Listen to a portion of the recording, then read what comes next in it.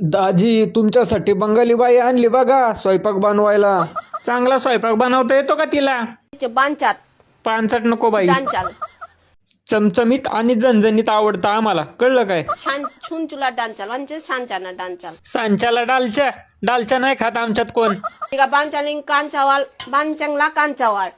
हे चांगलं आणि ते चांगलं नको 4-4 वेळा सांगू. चांगलं असेल तरच चांगलं मानणार.